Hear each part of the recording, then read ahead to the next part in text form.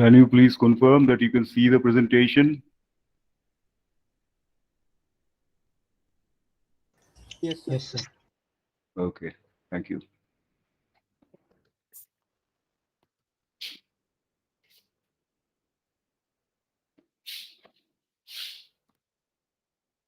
Okay, I hope all of you can hear me clearly now.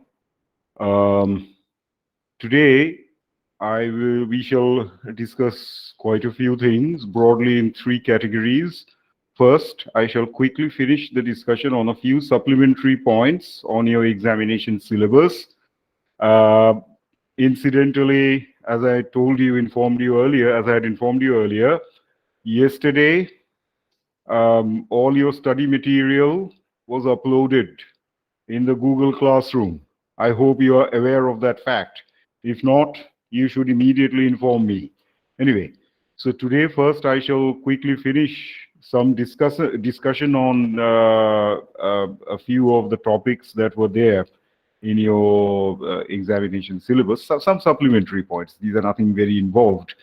After that, I will finish some tutorial questions. The questions that were given to you, you are asked to solve with the solution provided. So I will discuss the solutions, although you have the solutions with you already in the solution sets that you have with you already. So I will discuss that, and thereafter we shall discuss a few points about the examination. So let us get started.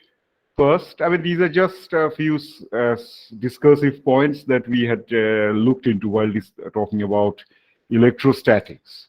The first is the linear superposition of Coulomb forces. Like I said, if you look at the main set of notes in page number 61 and 62, these points have been taken up.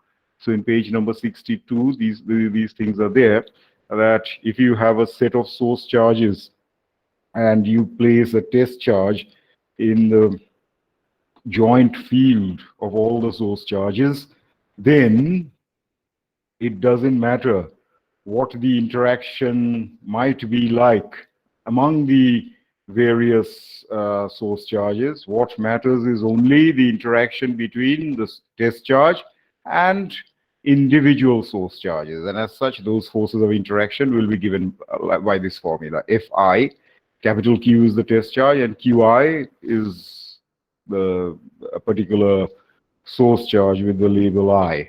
R1 squared is its position. Okay, so this is called linear superposition of the Coulomb forces. Why linear? Because you see, it is like the equation of a line, a linear equation. What is the equation of a line like? It's like ax1 plus ax2, a1x1 plus a2x2 is equal to 0, where x1 is x and x2 is y. You write y is equal to mx plus c. So that thing can be written as, C can be written as A naught, X is X1, M is A1, and Y is X2. So X2 is equal to, A1 X2 plus, A2 X2 plus A1 X1 plus A naught is equal to 0. So everything in the first power. So these are all coming in the first power. Okay, so that's what has been written, in which all xi occur in the first power. So that is what it is. So yeah, I mean, that's the formula of the electrostatic field in a discrete formulation, formula of that. Okay, I'll just quickly discuss a few points about the geometry of flux through closed surfaces. Incidentally, the current set of notes that I'm talking about has not yet been uploaded, but it's, as I said, it's nothing very serious. I'll upload it sometime within the day. So let's just look at this thing. Flux through closed surfaces. I told you it doesn't matter what the shape of the surface may be like. Here it is, that you have a point charge plus Q, throwing out diverging field lines in all directions. Let's just read the points. They are all clearly written down. The number of field lines crossing the spherical surface A and the distorted surface B. So this circle here represents a spherical surface A. It's a perfectly symmetrical surface, whereas this is a distorted surface B. whatever be the geometry or the shape of the surface, it doesn't matter. The number of field lines crossing both the surfaces is the same, therefore flux is the same. So it doesn't matter what the geometry of the enclosing surface is like.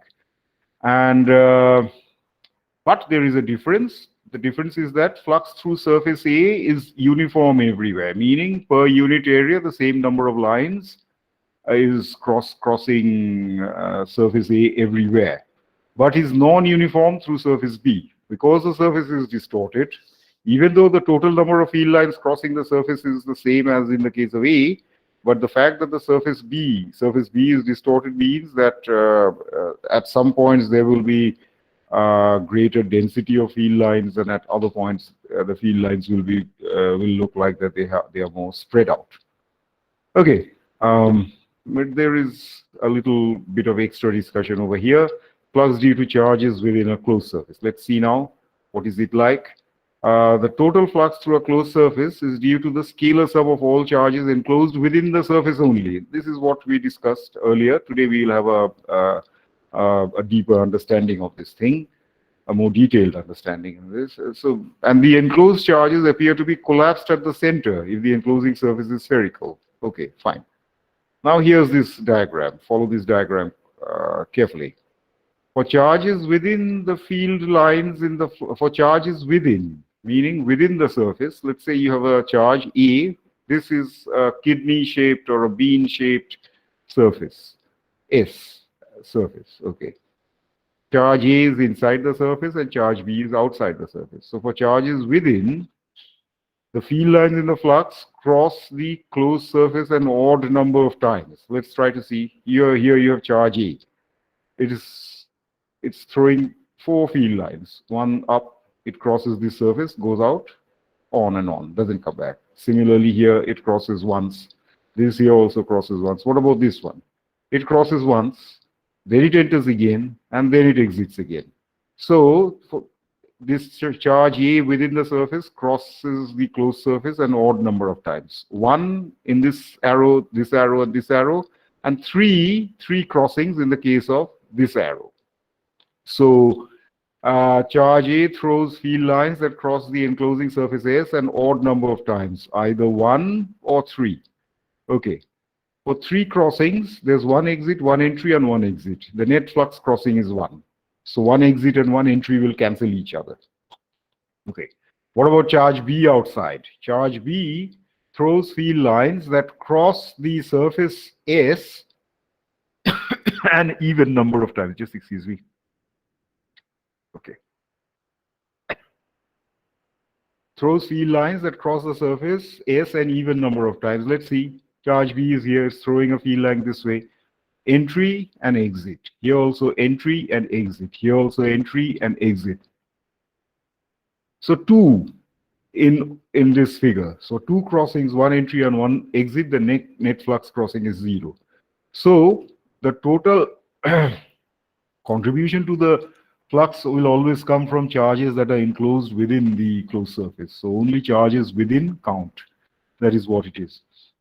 So there's this peripheral point about Gauss's law for gravity. Let's just quickly look at it. I mean, although it's not really a part of the syllabus, but since I mentioned in the class, so this is Gauss's law, in integral form, Gauss's law of electrostatics in integral form. This is E. This is for an electrostatic field. Now charge Q enclosed is charge enclosed. Now for gravity, instead of this, you have minus Gm by R squared. When you compare E and F with each other, you will realize that for E, you have Q by 4 pi epsilon naught, and for gravity, it is minus Gm by R squared. I'm sorry, minus Gm. R cap by R squared are the same in both the cases. So Q by 4 pi, Q enclosed by 4 pi epsilon naught will translate to minus G mass enclosed. So you just have to substitute this thing over here, and so you have Q by epsilon naught. So Q by epsilon naught will go to, you lift the 4 pi to this side, will go as minus 4 pi G mass enclosed. So F dot dA will be minus 4 pi G mass enclosed. Gauss's law for gravity in integral form.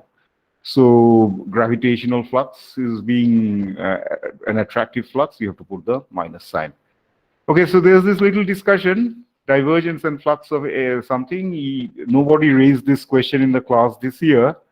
Earlier last year, I mean, these supplementary points arise because of discussions in the class. They're not really part of the mainstream lecture series. So, I mean, if anybody is interested, you may look at it, but this is not really going to be too much related to your examination right now. So I'm skipping this part, but you can return to me on this point later. Page number 32, this part, Gauss's divergence and flux. I mean, there's a little bit, I mean, you go through this point if you want to, you have some understanding of it. Poisson's equation is not in your examination syllabus, so I'm not getting into that right now. But Gauss's law and some geometrical aspects are there, so I'll just quickly touch on these things. So you have in the lecture, I'm sorry, in the tutorial, I mentioned something called the Gaussian surface. Let's see, what is a Gaussian surface? It's an imaginary surface drawn to enclose charges according to the symmetry of the physical system. We have a spherically symmetric system or cylindrical system. So here, let's see a sphere. A real surface, a spherical surface, with a radius of capital R. A Gaussian surface can be a spherical surface with a radius less than the real sphere, with a radius greater than the, so if it's less than the real sphere, this will be this dotted circle inside. If it's greater than the real sphere, the radius of the Gaussian surface is greater, then it will be this larger dotted sphere, circle. And it can also coincide with the surface. So all that matters to you would be to calculate or account for the charges enclosed within the Gaussian surface, not the real surface. For instance, if I were to ask you the flux crossing this surface, only the charges enclosed within this dotted circle will matter, not this solid circle. You understand, I hope, that point. Why so? Because the enclosing surface flux will I mean, the contribution to the flux will only come from charges within an enclosing surface. So that is what that's what I mentioned over here. Only charges within count. Okay, so that is. I mean, in Gauss problems, typically charge distribution is considered to be constant. So why is charge distribution considered to be constant? Charges of the same type are distributed uniformly on surfaces or throughout volumes due to the same degree of repulsion among them. The charges are then equally spaced. So let's say you have a sphere in which you have injected positive charges. Now what will these positive charges do to one another? They will repel one another.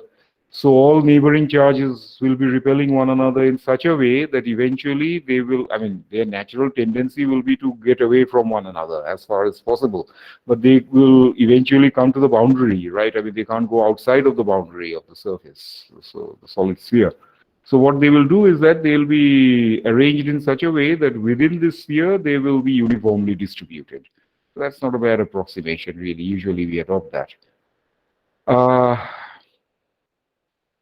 Gauss's law on spherical surface. On a sphere, you just have, a sphere just has got one surface. That's the simplest possible symmetry you can work with. For instance, if you work with a cube has got 6 surfaces, top, bottom, left, right, front, back. But a sphere has got only one surface. If you talk about a cylinder has got 3 surfaces, a top disk, a bottom disk, and then the side rolled barrel surface that you have. So a sphere has got only one surface and it is symmetric about a point. And the natural coordinates for such a system are the r theta phi system, area element of the outer face. I mentioned this thing to you. I'm just putting them all together at one place, r squared psi theta d theta d phi d r cap. From the outside, charges appear to collapse at the central point. All these points have been discussed and gathered together. And the central point, which is the source, has 0 dimension. The central point has 0 dimension, and E goes as 1 upon r squared. Now, Gauss's law on a cylindrical surface. Okay, a cylinder has 3 surfaces, upper face, lower face, and a curved face, this circular barrel face. So it is symmetric about this axis. The natural coordinates are s phi z. Area element of the outer curved face is S d phi dz. I made a mistake here again. S d phi dz, it's S cap. S d phi dz S cap, not phi cap. I'm sorry about that. This outer surface has got S d phi dz S cap. That is the correct formula. And on the top and bottom faces, this is top face. So outer surface, it will radiate outwards along the S direction, not phi direction. S d phi dz, 2 cross 3. Therefore, the unit vector should be 1, S cap. The top and bottom faces, ds, S d phi, Z cap. Up face and down face. So from outside, the charges appear to collapse on the central axis. At the central axis, the source is one-dimensional, but E goes as 1 upon S. For each point on the central axis, the field lines spread out radially on the equatorial disk. So E goes as 1 upon S. Anyway, we will,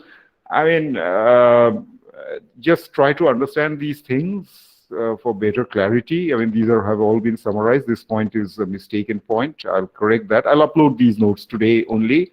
So let's just see. This set of notes has got 6 pages. We will in later lectures after the examination return to a few of these points that we have discussed.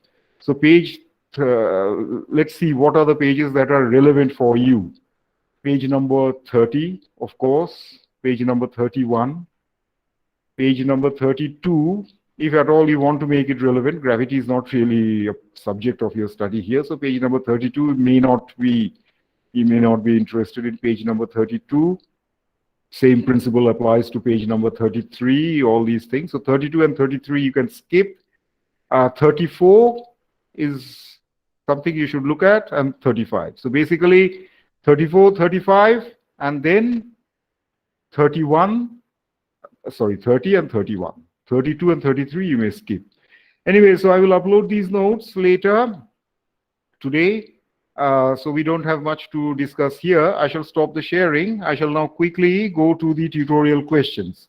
Your tutorial questions, some of these tutorial questions were not discussed in the class. They were left as problems for you to work on. Today I'll quickly go through those tutorial questions.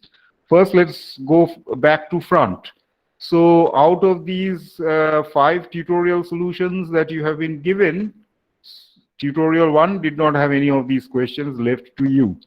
Tutorial 3 had a very simple question, just formula writing from your text. So I shall not really go into that.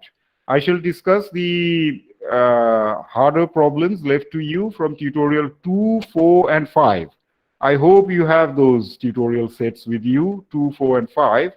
So I will start with a discussion of those problems. So I shall go back to front. So we shall begin with tutorial 5. So I will read out the question in tutorial 5, which you have with you already. So let us see. 2 questions were left to you. Questions 9 and question 10. I'll read out the question. I don't want to project the question now. You have it with you. I'll just, with the help of this diagram, I shall read out. So charges lie in the Z equal to minus H plane. Right. So this is what it is. Okay. So lie in the Z equal to H is equal to, Z is equal to H is equal to minus 3. So let's say this is the origin of coordinates or whatever in the form of a square sheet defined by -2 to +2 on x, -2 to +2 on y with a surface charge density that is given. Evaluate E at the origin of coordinates. So let us try to understand this problem. So here is a sheet.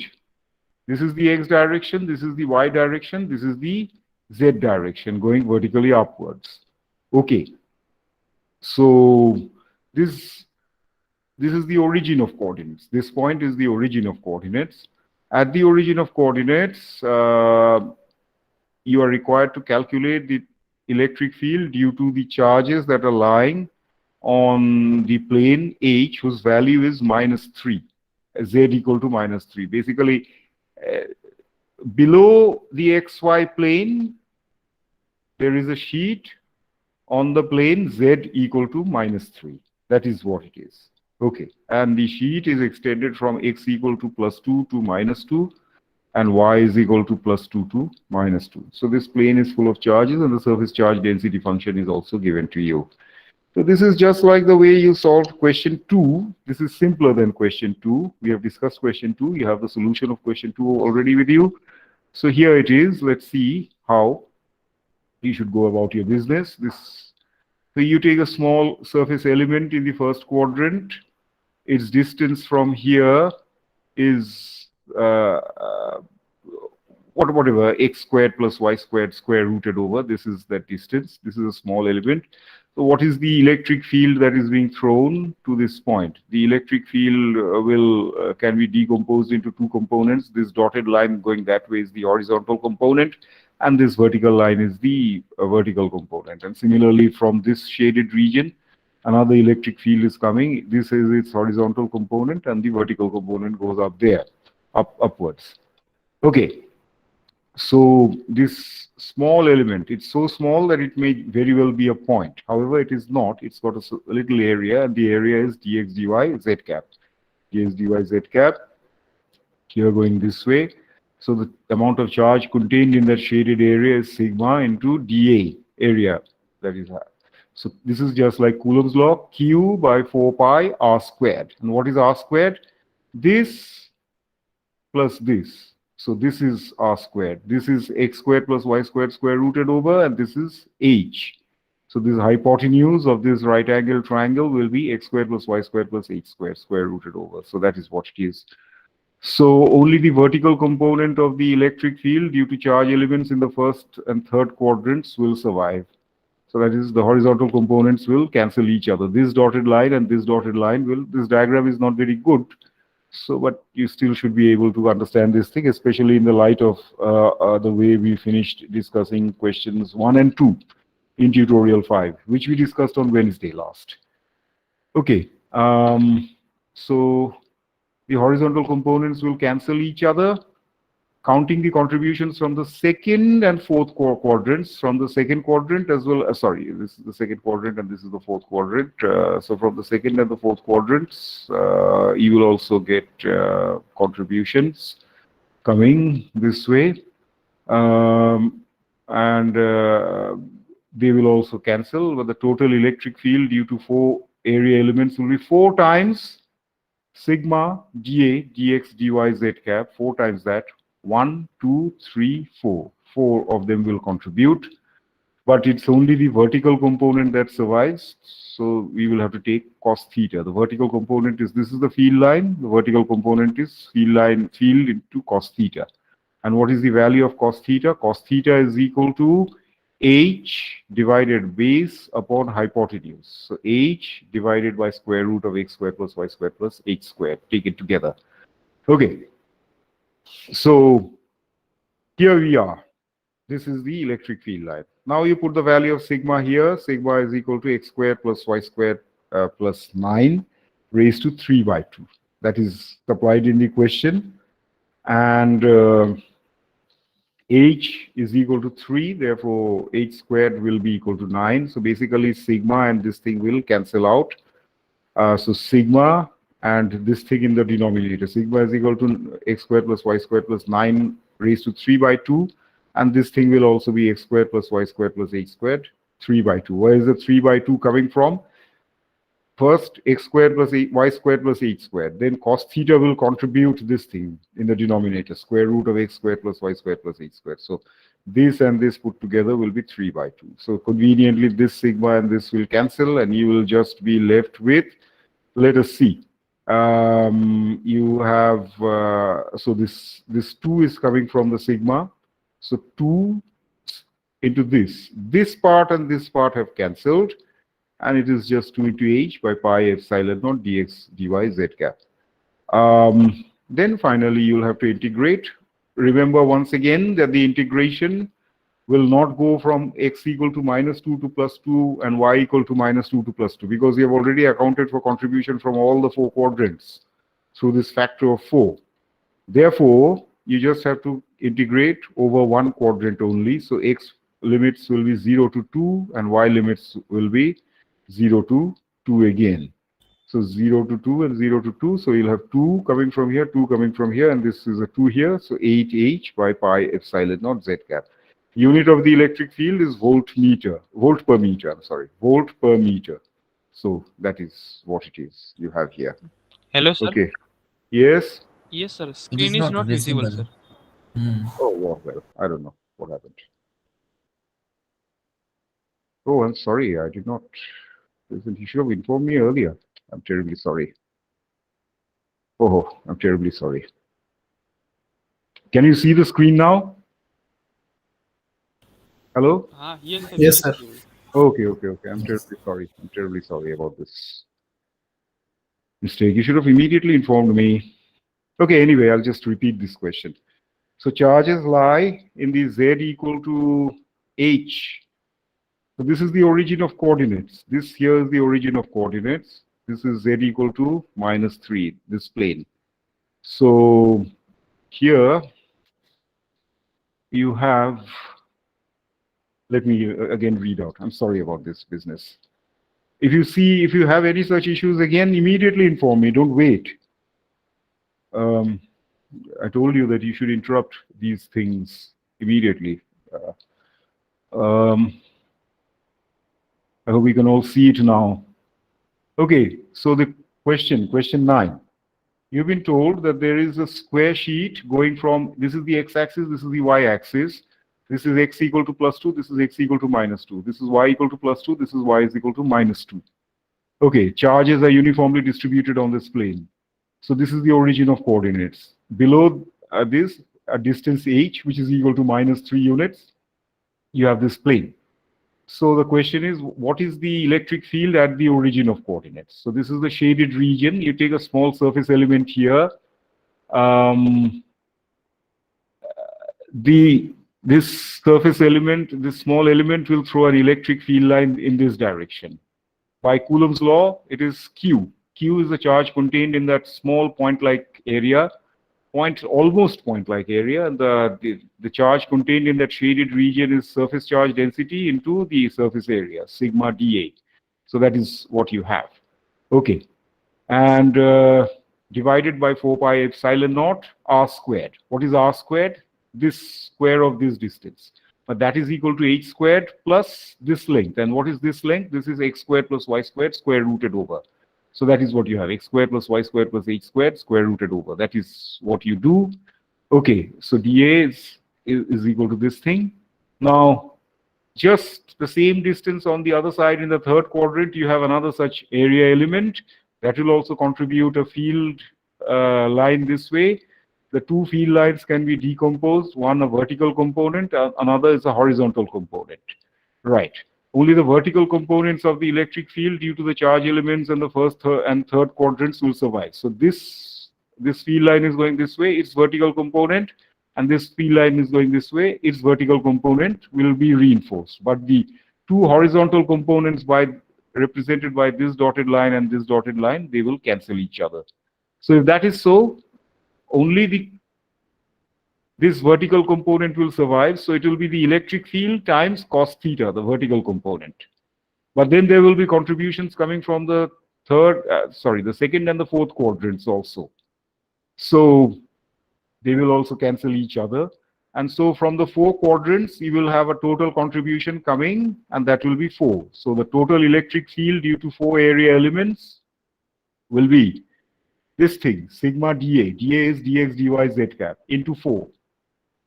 So sigma dx dy z cap into 4 by 4 pi epsilon naught r squared. R squared is this is r. This is just Coulomb's law applied, and then cos theta. And what is cos theta? If you apply this triangle, cos theta will be base upon hypotenuse, h divided by square root of this thing. So that is cos theta. So cos theta, you put this thing in this formula, it will be 4 sigma dx dy h divided by 4 pi epsilon naught. This into this will be x squared plus y squared plus h squared raised to 3/2. Thereafter, so the 4's will cancel. Sigma has 2 into x squared plus y squared plus 9 raised to 3/2. That is in your question. And h is equal to 3, h squared will be equal to 9. So this here in the denominator and this here in sigma, these two things will cancel, and you will just have, so once they cancel, you will have 2. So from sigma, this thing and this in the denominator, they will cancel out, and only the 2 in the sigma will survive. 2 into h dx dy z cap divided by pi epsilon naught. So that is what you have. Okay, and then you integrate. Integration will go not from -2 to +2 and -2 to +2, because we've already accounted for contributions from all the 4 quadrants. 4 is here. So the integration will be over only one quadrant. And that one quadrant will mean the limits will be 0 to 2 for x and 0 to 2 for y. So this is 2, this is 2. 2 into 2, 4. 4 into 2, 8. 8 into h by pi epsilon naught z cap, volt per meter. So that is what you have.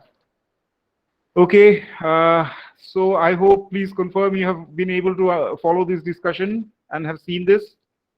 Please confirm. Yes, sir. Okay, thank you very much. Mute your mics, please. Let's go to question number 10 in tutorial 5. Then we shall go to the next 2 tutorials, 4 and 2. We will finish this thing, hopefully, in quick time. Let us look at question number 10. Question number 10 gives you a figure. If you have the tutorial sheet, you have all been supplied the tutorial sheet, so please refer to the tutorial sheet.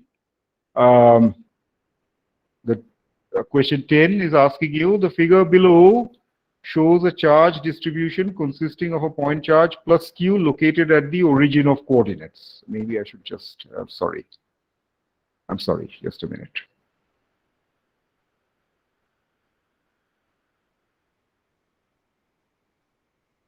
Just a minute. I think I'll just read out the question. First, I'll show the question. Then I will go back to the solution. Here, the figure below shows a charge distribution. This was the previous question, which we have just finished discussing. Its solution is also given over here. You can verify. So the figure below shows a charge distribution consisting of a point charge plus q located at the origin of coordinates, and a negative charge distribution of density rho equal to this whatever, minus q by 4 pi a squared e raised to minus r by a by r. Okay, smeared in space all around plus q. A is a constant scale of length. Calculate the electric field as a function of r and sketch it with explanations. Note that the charge distribution is defined for all space, and a value of the integral is supplied to you. So basically it is like this. You have a point charge q plus q placed at the origin of coordinates. And then there is a distribution of negative charges. Its charge density is negative, whose amount of charge contained per unit area is given. The function is given, minus q by 4 pi a squared e raised to minus r by a by r. That value, that charge distribution is given. Now you are asked to calculate the electric field as a function of r and sketch it with explanations. Note that the charge distribution is defined for all space and an integral value is given to you. So I hope you have seen this question. Then we shall discuss it now.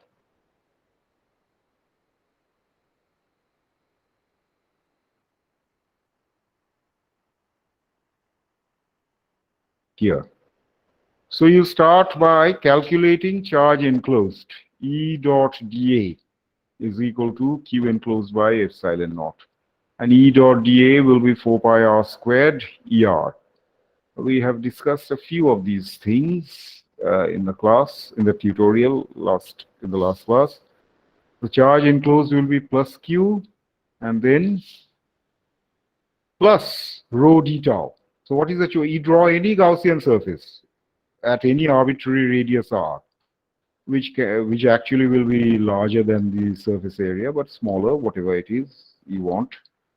And so basically the charge enclosed will be the plus q point charge placed at the origin of coordinates plus rho d tau, a volume integral. Let us look at rho d tau, which is a volume integral minus q by 4 pi a squared. That is the function that has been given to you for rho, e raised to minus ra by r. And then d tau is r squared dr sine theta d theta d phi. Okay, so you will now have to solve three integrals over here. So let us see, you have an r here and an r here, they will cancel. So basically it will be r dr. So there's an a squared here. So you take the a squared inside, it will be r by a and d r by a. A is a constant quantity, so constant scale of length. So it will go from 0 to r. Sine theta d theta, 0 to pi, always that, the default limits, and this will be phi will go from 0 to 2 pi. Sine theta d theta is equal to 2. You are aware of this thing. Okay. Then you have this rho d tau. This volume integral will be, now let us see. D phi will be equal to 2 pi. Okay. What about this part? So 2 pi into 2 will give you the 4 pi. So this is the 4 pi that comes. 2 pi and this contributes to. So 4 pi here and 4 pi here will cancel. And then you have the limits going from 0 to r. R by a you are defining as u. E raised to minus u into u du. And so the volume integral will be minus q rho to 0 to r e raised to minus u du. That integral value has been, the formula of that integral has been supplied to you. This integral e raised to minus u into u du is equal to minus e raised to u 1 plus u. So that integral is supplied. So you put that here. The minus in this integral and the minus in the formula will make it plus. And then you go from 0 to r. After that, you return to the r variable. And so it will be q 1 plus r by a e raised to minus r by a 0 to r. So after that, you just calculate this, put the limits. When you put the limit, the lower limit, it will be q into e raised to minus 0. So that will be q. Q is a common factor. Upper limit will be r you put, and this, when you put the lower limit, it will be 1 into this thing, it will be 1.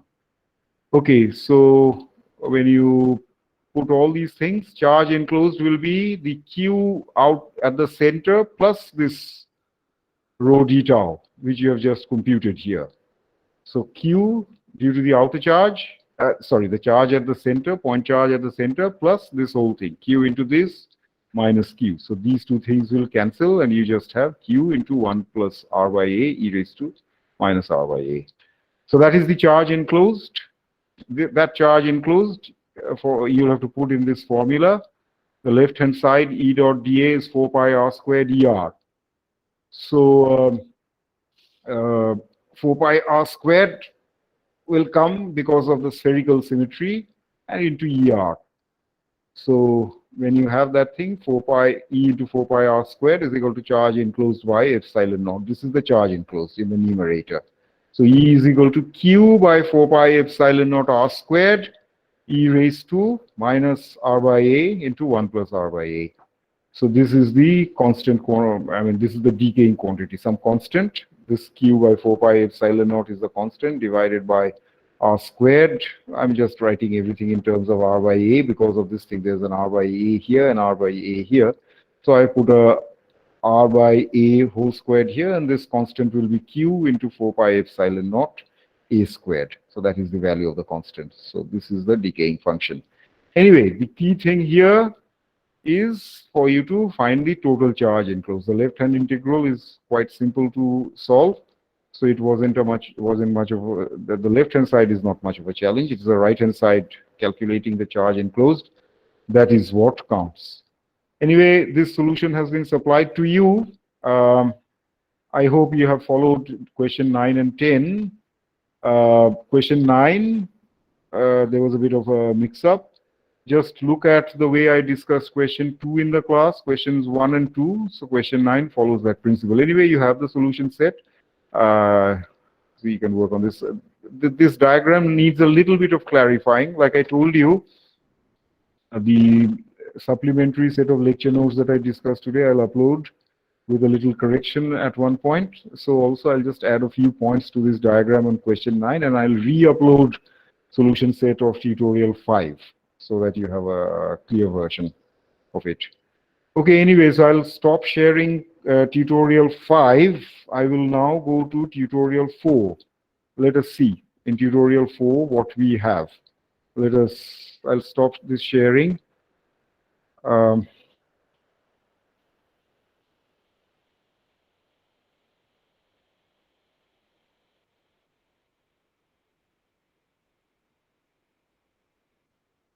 First, I will just read out the question.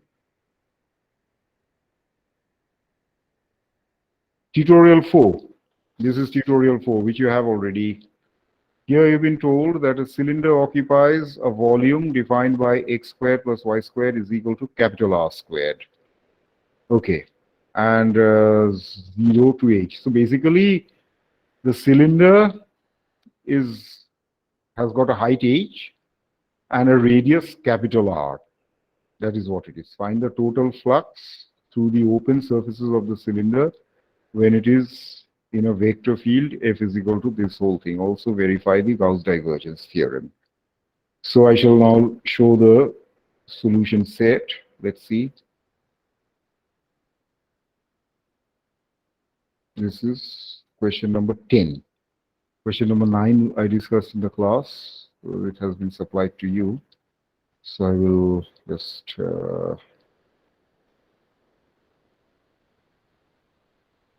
bear with me.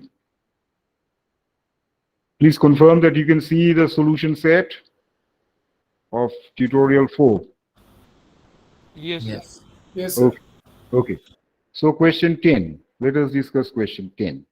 Question 10, I remember having discussed question 9 myself with you.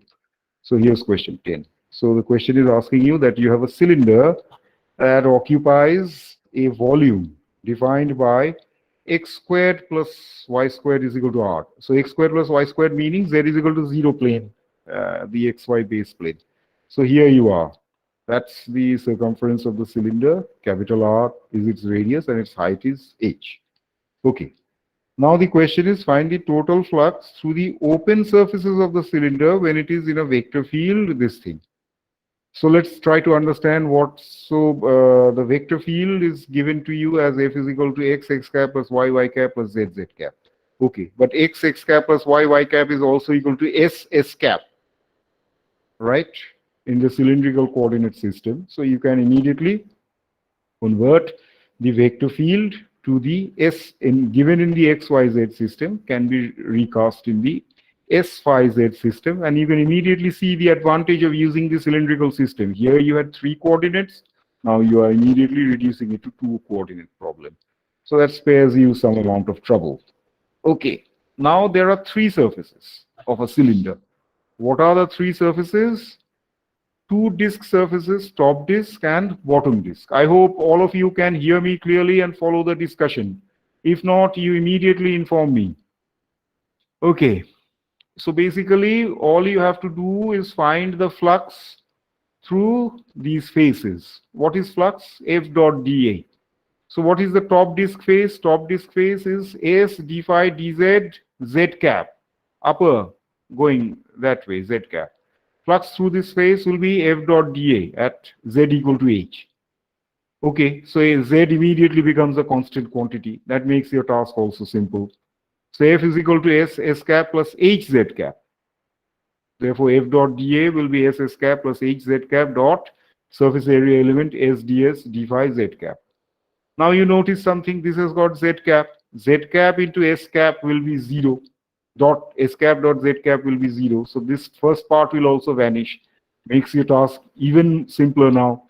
F dot dA will be just h into S ds d phi Z cap dot Z cap, which is equal to 1. That is for the top disk. So now you integrate, the integral result will go from S will go from 0 to capital R, and phi always default limits 0 to 2 pi. So if then integral is so pi r squared h. So that actually is the total area of the cylinder. So that is what you have. Flux incidentally is the outcome of a dot product. Therefore, it must be a scalar quantity. I hope you have understood this part. Integral S ds is a squared by 2 and d phi will give you 2 pi. Okay, bottom disk phase. Same thing except a major difference. dA is SDS d phi into z cap for the upper disk. For the lower disk, the surface area vector will be pointing downwards. Remember, the for a closed surface, the field vector, the area vector is always pointing outwards. So that is what you have. So this is bottom disk phase, area vector will go minus z cap, meaning it will be going downwards this way. That is what it is. Otherwise, everything is the same, except that, of course, now you're integrating on z is equal to 0. You're integrating on z is equal to 0. So h will be z is equal to 0, meaning at sorry, here at z is equal to 0. So as soon as you have z is equal to 0, f will be just ss cap. You also have plus zz cap, but zz cap is 0. That goes away. So ss cap into dA. dA has got z cap only, and f has got s cap. S cap dot z cap will be 0. So the bottom disk phase makes no contribution to the flux. So simple. Nothing else for you to do. What about the curved barrel phase? This curved barrel phase, you'll have to look at that now. That requires some more workout. S d phi dz s cap. Here I have written it correctly. I told you in the supplementary set of notes I made this mistake of writing this thing as phi cap. I'll correct that and upload it. So here you have got s cap, and this thing has to be computed at s is equal to r on this surface where the cylinder has got the radius capital R. So as soon as you have that, it's a fixed surface. So again, it's a very simple exercise. There's an S here. There should be a surface integral S here. So I'll correct this then. I'll just upload it. So a few of the tutorial problem sheets will be re-uploaded, 4 and 5, with a little bit of additional points. Okay, anyway, so you have got RS cap plus ZZ cap. Okay, F dot dA will be so let's see now. Curved barrel phase, it has got S cap. So Z cap, S cap dot Z cap, this thing will be 0. And so this will just be R into S d phi, but S is equal to R. So R and R will be R squared into d phi into dz. And so after that, you have got R squared d phi dz 0 to 2 pi, and this will go from 0 to h. 2 pi r squared h. That is what you have. Okay, so the total flux will be pi r squared h, which is coming from this thing. Pi r squared h is actually the area of the disk phase, as I said, and h is the height. This actually overall is the volume that you have. So pi r squared h plus 0 plus 2 pi r squared h, and the final answer is 3 pi r squared h. The last part of this question is asking you verify the Gauss divergence theorem. So anyway, you've got the answer that you were looking for. You should have no difficulty. So the Gauss divergence theorem gives you this formula, divergence of f, d tau, etc. Basically, with this equation, you shall have to, given the function of f, you shall have to show that the left-hand side and the right-hand side are the same. So what about the left-hand side? F is given to you. Here comes something important. F, incidentally, doesn't have any phi component. Therefore, this is 0, and Z has got only 1. So the divergence of F is 0 phi component. So divergence of F is given by this formula. I'd like to stress on something very important here. You don't memorize these formulae of divergence. See, you will be supplied a table of formulae for the examination, but it will not contain everything. It will contain a few select things. The select things are the divergence curl, gradient. What have you got? Gradient, divergence curl. Yes, Laplacian. All those things will be supplied to you for curvilinear coordinates and cylindrical coordinates and spherical coordinates. Only these things. You will have to remember the line elements and all those things. The line elements, all those things are quite simple. So you should have no difficulty following all that. Anyway, divergence of f, if you have, it will give you 3. So 3 d tau is s ds d phi dz, 3 volume integral that you'll have to do. So the volume integral is not very difficult. So the left-hand side gives you 3 pi r squared h. And so the left-hand side is giving you 3 pi r squared h. And this can immediately be verified because what is the right-hand side? The right-hand side is the flux, F dot dA. You have just calculated F dot dA over all the 3 phases, top phase, bottom phase, and the curved barrel phase through this whole area, right? So through all the 3 phases of the cylinder, and come to the conclusion that its total flux is 3 pi r squared h. And so now, on having calculated the left-hand side of the Gauss divergence theorem, you have been able to verify that the left-hand side and the right-hand side are both the same. The Gauss divergence theorem is verified. Okay, and you can also do it slightly differently. I mean, it's trivial, really. An alternative method: x cap, y cap, z cap. That's how the problem was supplied to you. Notice this: x cap plus y cap plus z cap, and this is something you have done already. So the left-hand side will, divergence of f will be equal to 3. You can check these things. This was done in tutorial 1. Okay, anyway, so yes, you have a question? Yes, sir. Sir, Yes. my question was, in the question we are asked to just find the total flux through the open surfaces. No, I So mean what? that's open surfaces. That's slightly, yeah, that's slightly confusing. Yes, So why did we need to find this flux through the barrel surface? Because barrel surface is closed surface, right, sir? find the total flux through the open surfaces, meaning all the surfaces that are exposed to the world outside.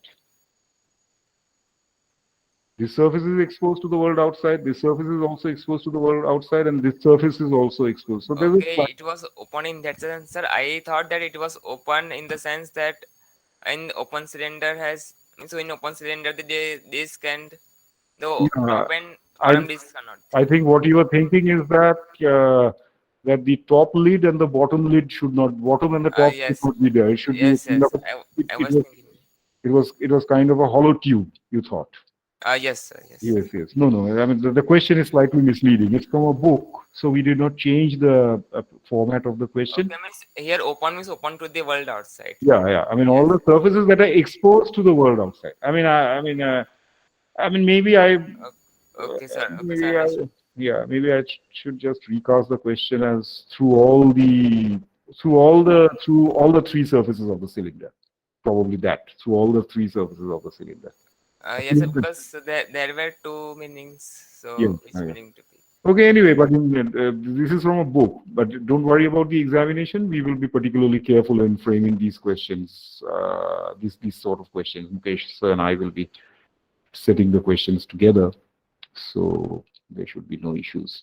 Okay, sir. Okay. Thank you, sir. Okay. So we have finished discussing this thing. Maybe I'll just modify tutorial 4 and upload the tutorial 4. By open surfaces, you mean all the 3 surfaces. All the 3 surfaces. Maybe I'll put a bracket or something like that and modify the question and upload it. Okay, anyway, so let's now go to tutorial 2 and quickly finish that also. And then we will have some discussion on the examination strategy. Just a minute.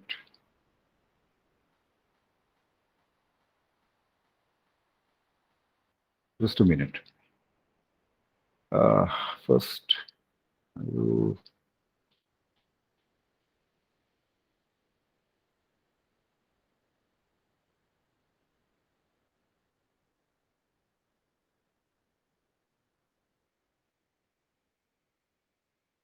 Okay, I hope you are able to see what happened. I hope you are able to see question number tutorial sheet 2. Gradient. Yes, sir. Yes. Thank you. Okay, so let me read out the question first, then I'll show you the solution. After that, we will have finished the academic part of today's class. When we have 15 minutes or so, we can devote that time to discussing for the examination preparation. Anyway, so question number 10. Find the angle between the surfaces x squared plus y squared minus z is equal to 0 and x minus a whole squared. plus y minus b whole squared minus z is equal to 0. At a particular point, root of 6 divided by 12, root of 6 divided by 12, 1 divided by 12. And a and b are both equal to 1 by root 6. The answer is given, 60 degrees. I shall now show the solution. Let's see the solution.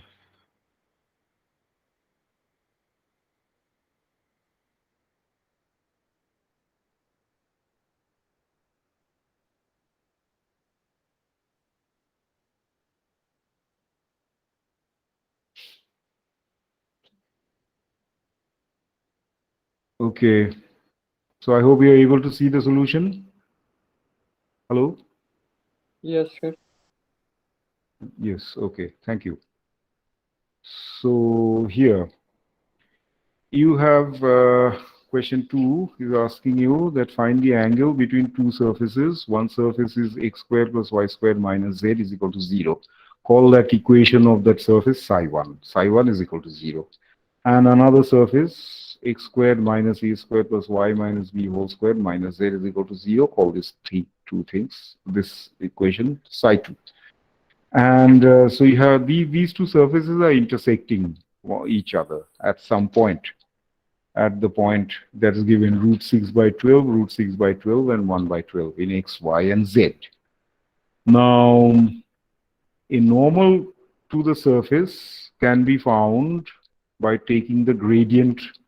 Okay, so this we have discussed in the tutorial in the class earlier also. So the normal to the surface psi 1 is gradient of psi 1. So gradient of psi 1, you take x cap del del x of this, y cap del del y of this, and z cap del del of this. And so this is the answer that you will get. 2x x cap plus 2y y cap minus z cap. Okay. So the normal to the second surface psi 2, slightly more complicated, but not very difficult anyway. So it will be 2 into, I mean, again, gradient of psi 2 x cap del del x of this, y cap del del y of that equation, z cap del del z of this equation, which you should not have any difficulty solving. And that thing is 2x minus a x cap plus 2y minus b y cap minus z cap. Okay, the value of a and b are supplied. They are 1 by root 6, which is root 6 by 6. And at p, you have to evaluate this thing.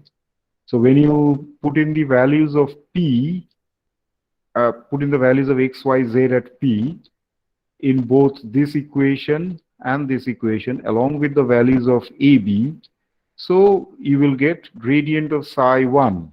Gradient of psi 1 will be x is equal to root 6 by 12. So root 6 by 12 into 2 will be root 6 by 6. And similarly for this thing, root 6 by 12 into 2 will be root 6 by 6 minus z cap. Okay, that's what you have. And for this thing, it is x minus a, 2 into x minus a plus 2 into x y minus b minus z cap. You put all these things, it will be minus root 6 by 6 x cap minus root 6 by 6 y cap minus z cap. Okay, so this is the normal to the first surface. This is the normal to the second surface. Whatever be the angle at which the two surfaces are intersecting, whatever be the angle at which these two surfaces are intersecting will also be the angle through which their normals are intersecting. So that is what you have to find. So you just have to, how do you find the angle of intersection between two vectors? The surfaces are vectors, and therefore their normals are also vectors. Surfaces are vectors, meaning the surface area element is the surface is a vector quantity. Area element is a vector quantity. That's what I meant. So gradient of psi 1 dot gradient of psi 2. Take the dot product, and that will be magnitude of gradient of psi 1 into magnitude of gradient of psi 2 into cos theta. You do not know what is cos theta. You have to evaluate that. So gradient of psi 1, its magnitude will be this thing. So not a challenge really. 6 by 36, 6 by 36, meaning this squared plus this squared plus this squared. So how much do you get? You get 48 by 36, 36, and so 6. So this will be 36 by 36. One will be 36 by 36. 36. So all of them added, 36 plus 8, 36 plus 12 will be 48. So 4 by 3, square root of 4 by 3. Similarly, Magnitude of the gradient of psi 2 will also be equal to 4 by 3. So because both have, I mean, there's only a difference of plus minus in psi 1 and psi 2. It's very simple that way. And then you have to take the dot product of gradient psi 1 and gradient psi 2. So when you take the dot product, it will be minus 6 by 36 minus 6 by 36 plus 1. So 6 by 36 is 1 upon 6, minus 1 upon 6. So two things put together will give you minus 1 upon 6, and minus 1 upon 6 will be minus 2 upon 6, which will be minus 1 by 3. Minus 1 by 3 plus 1 will be 2 by 3. So root 4 by 3, which is this, into root 4 by 3, which is this, into cos theta is equal to 2 by 3. So thereafter, you just see what you have. This will be 4 by 3 into 2 by 3. Therefore, cos theta will be equal to half, and theta is equal to arc cosine half, cos inverse half, which is 60 degrees. That is your answer. Anyway, so with that, I have finished the discussion. There were some errors and stuff here and there. I'll correct all those things and I'll upload today's final notes. Now let us have some general discussion on your examination strategy and everything. So first of all, I told you I have supplied all the study material. It is up to page number 66. Gauss's law in differential and integral form, all the things that have been uploaded that you have got, that is the syllabus. What about the examination question pattern? The examination question pattern will be objective. Follow this point carefully. The examination question pattern will be objective. It will be a 2-hour examination. So in 2 parts, questions will be objective. And so you will be working, appearing on the metal platform. So you will be required only to type the final answer. Be very careful about that. You will be required only to type the final answer. The final answer could be a numerical value, or it could be some formula, x, y, h, whatever. But even if it's a formula, it should not be too complicated. You have to know a little bit of how to use the keyboard of using the formula. Use of calculators will be permitted. So mostly it will be numerical values that you will have to put in the box. Do not go into writing all these intermediate steps and all that. They are a distraction. These distractions will go against you in the sense that, first of all, you'll be losing time typing them. That is one thing. And second thing is that if you put in too much of a clutter, we will just be looking for a final answer. If you clutter your answer space too much, then your correct answer may be lost in the clutter. Therefore, keep your answer sheet clean. Just feed in the final value, final numerical value of. Units are very important. You have to be very mindful about units. We are talking physics over here. So if you do not put units, then you will lose marks. Also be careful about signs. So all sorts of things. The final answer should be completely correct in all respects. Sign, numerical value, units. So you're just required to put in final answers, nothing else. It will be an objective type examination of 2 hours. You're required to provide a final answer. Mostly they will be numerical values, but they may also require typing some formulae. You have to supply the correct unit. Also unit vectors, x cap, y cap, z cap. If you use LaTeX convention, that is also fine. I don't know if you all are aware of the use of LaTeX software. We permit that. Otherwise, you'll have to use all those symbol panel to provide all those, unit vector symbol and all those things. So vector symbol. So generally that. So if from your side you have any question to ask, you can ask me. Syllabus, you have been told. Duration of examination, you have been told. question pattern you have been told, the way you Sir, should frame. Yes? sir, is there any negative marking? No, there will be no negative marking, but if you make a mistake in your final answer, you'll lose all marks, because we are not looking at intermediate steps. We are not asking for intermediate steps. So if you do not provide your final answer correctly, then there will be no partial credit business over here. So if you get your final answer wrong, you'll get 0 completely, nothing further to discuss. So that's one thing. And typically, I told you at the start of the semester that the examination, your evaluation will be over 100 marks in the examination only. So you have a mid-sem exam now, and then at the end, there will be an end semester examination. So between these two examinations, you'll have to appear for 100 marks. So probably we haven't taken a final decision over yet. Roughly the distribution goes like 1/3 for the mid-semester and 2/3 for the end semester, because end semester syllabus for the end semester examination is the total syllabus, cumulative syllabus. So that's roughly 2/3 there and roughly 1/3 here. That's the usual distribution we have. So yeah, anything else you want to ask? Anybody has any question? As I said, So what are the number of questions? that I can't tell you. It will be a 2-hour examination paper. We have to decide. We have to decide on the marks distribution and all those things. But I've told you it's an objective examination paper. But I think you will get sufficient time, whatever be the number of questions. We have a sense of conducting examination, some experience in that. So the number of questions doesn't matter. What matters is the total. I can give you one question of 50 marks and you'll still not be able to come to the end of it. Or I can give you 15 questions, objective questions, and you can go on working and get the answers very quickly. So the number of questions is not really a very important issue over here. I don't think so. But it will be 2 hours examination, and I think there will be 2 parts. 2 parts. Anyway, you already have all your study material.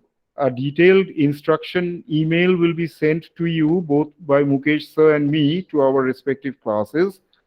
So just keep checking your mails for any new instruction or anything that comes your way. Keep checking your mails. Also, you have a book. So maybe I'll just tell you what portions of the book you may read from. Incidentally, you'd be better advised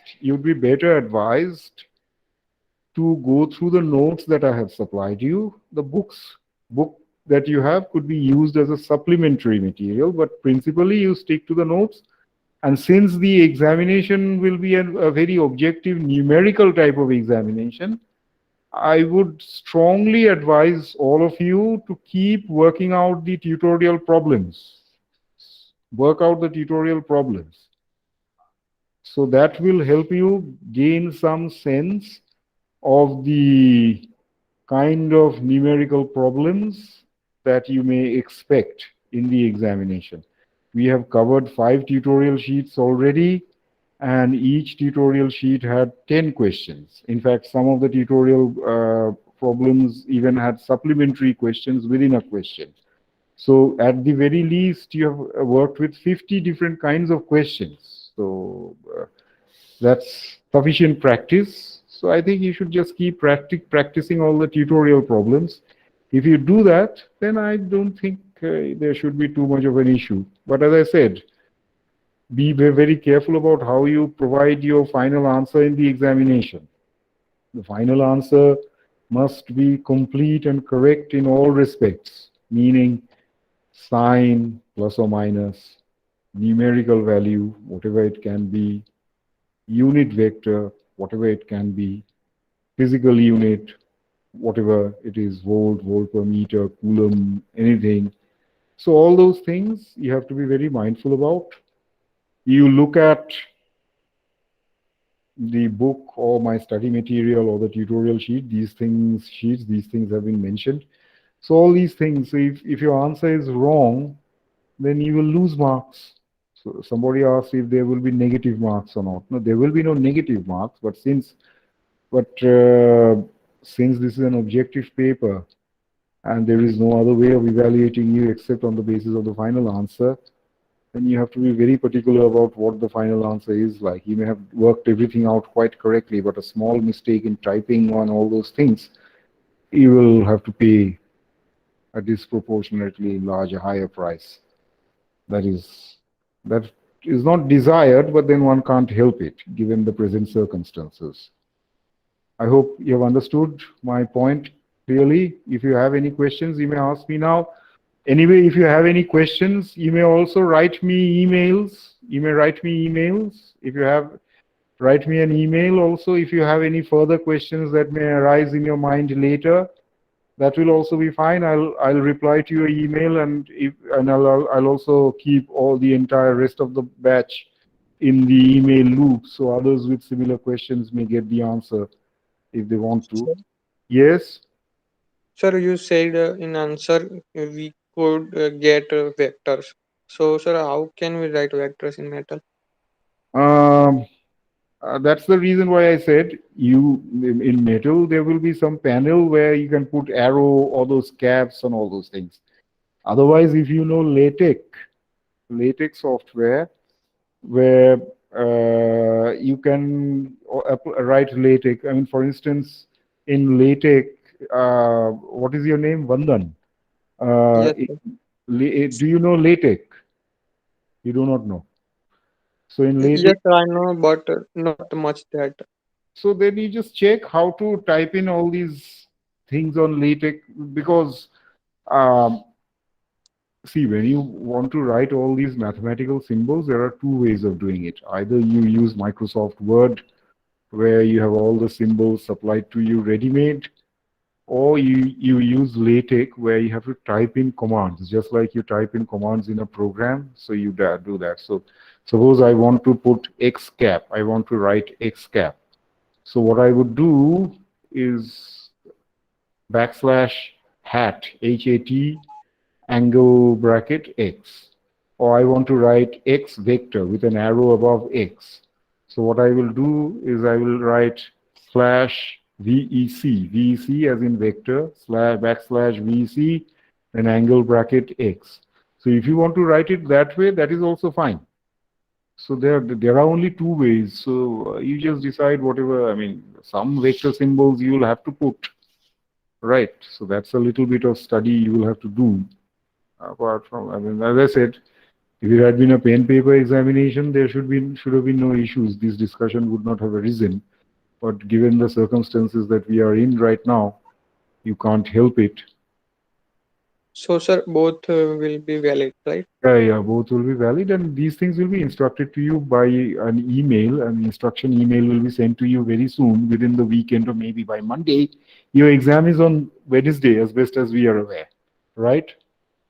So you will get an instruction set very soon, within the course of the next few days, about how you should present your answers, how to round off places of decimal. Suppose people don't have any clear idea, I've noticed, about rounding off. For instance, you have a number like, let us say, 3.43. You've been asked to provide your answer up to one place of decimal. So rounding off 3.43 will be 3.4. But suppose you have 3.45 or 3.47, and rounding off will be 3.5. So up to how many places of decimal you will be required to provide the answer? You should be careful about that also. Typically, you are required to provide answers up to 2 places of decimal. Typically, up to 2 places of decimal. So like 1.23, like that. So the second place of decimal, you should know how to round off. So those are things we learn at school. So you are expected to be aware of those things. So follow the instructions, or powers of 10, first significant figures, all these things. These are things we should be aware of. Okay? Sir, if we are getting an irrational answer like root 2, then should we Yes, of write course. root 2 or convert it to No, decimal? no, of course you have to convert everything to decimal. This is not mathematics. Mathematics root 2 means something. In physics, you have to always go and Yes, find. yes, sir, Yes. yes. So yes, if all your answers must be provided in places of decimal, numerical answers, no root 2 business. No, this is not math, this is physics. Root 2 doesn't mean anything in physics. In math, it's an irrational number. Okay, so if there's no other question, if there's any other question, you may ask me now, or you can send me email. It's 9:45 by my computer clock. I hope we have had a long discussion. You have some clear idea. I shall stop the recording now, and I will send you the recording as well. So if you have other questions, you may send me